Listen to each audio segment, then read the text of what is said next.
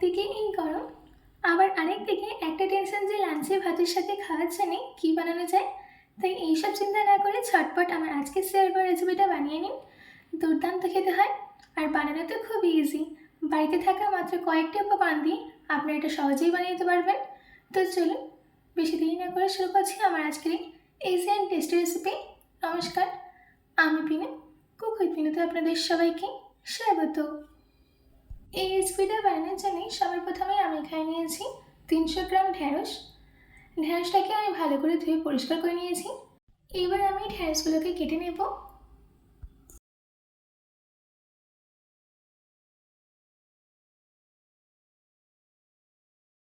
আমাদের এখানে সব ঢ্যাঁড়স কেটে নেওয়া হয়ে গেছে। এবার আমি এটাকে সাইডে রেখে দিই।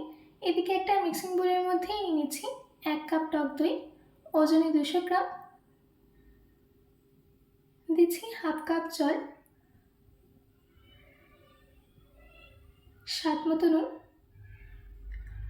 নুনটা দেওয়ার পর দইটাকে একটা হুইস্কারের সাহায্যে ভালো করে ফেটিয়ে নিতে হবে, যাতে এই দইয়ের মধ্যে কোনো লাম্পস না থাকে।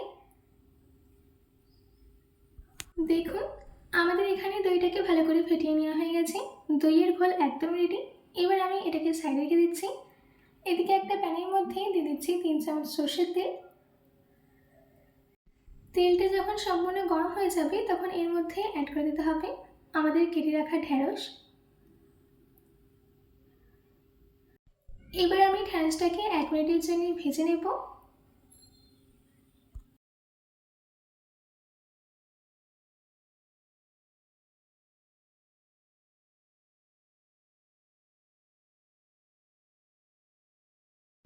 আমাদের এখানে ঢ্যাঁড়সগুলোকে 1 মিনিটের জন্য ভেজে নেওয়া হয়ে গেছে।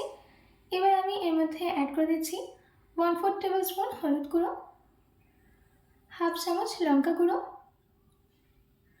হাফ চামচ নুন। এবার লঙ্কা গুঁড়ো, হলুদ আর নুনটাকে ঢ্যাঁড়সের সাথে ভালো করে মিশিয়ে নিতে হবে আর ঢ্যাঁড়সটাকে ভালো করে ভেজে নিতে হবে।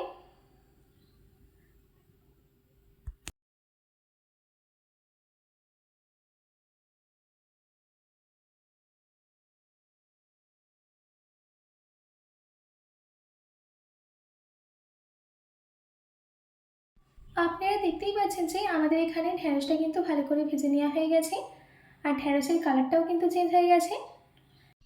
এবার আমি ঢ্যাঁড়সগুলোকে প্যান থেকে তুলে নিয়ে একটা বোলে নামিয়ে নিচ্ছি।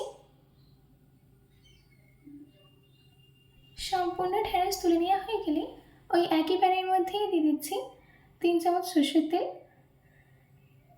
তেলটা যখন সম্পূর্ণ গরম হয়ে যাবে তখন এর মধ্যে অ্যাড করে দিতে হবে 1 চামচ সর্ষে, হাফ চামচ জিরে, দিচ্ছি 3টে শুকনো লঙ্কা, 1 চামচ গ্রেট করে রাখা আদা। এবার এই সব কিছুকে কিছুক্ষণের জন্য সতে করে নিতে হবে, যাতে আদার মধ্যে থেকে কাঁচা গন্ধটা বেরিয়ে যায়।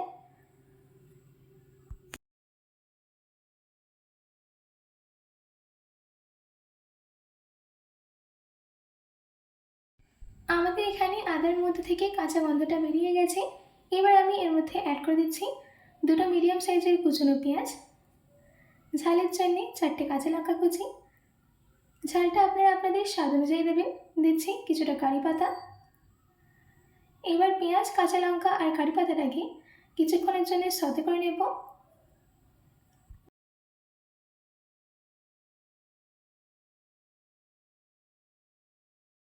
যখন পেঁয়াজের মধ্যে কালার চেঞ্জ হওয়া স্টার্ট করে দেবে তখন এর মধ্যে অ্যাড করে দিতে হবে 2টো মিডিয়াম সাইজের কেটে রাখা টমেটো। দিচ্ছি স্বাদ মতো নুন। নুনটা একটু বুঝে শুনে দেবেন, কারণ দইয়ের মধ্যে, ঢ্যাঁড়সের মধ্যে আগে থেকেই নুন দেওয়া হয়েছিল, তাই জন্য এখানে যখন নুনটা দেবেন বুঝে শুনে দেবেন। নুনটাকে এই সব কিছুর সাথে ভালো করে মিশিয়ে নিতে হবে আর এগুলোকে ততক্ষণ রান্না করে নিতে হবে যতক্ষণ না টমেটোটা একদম সফট হয়ে যায়।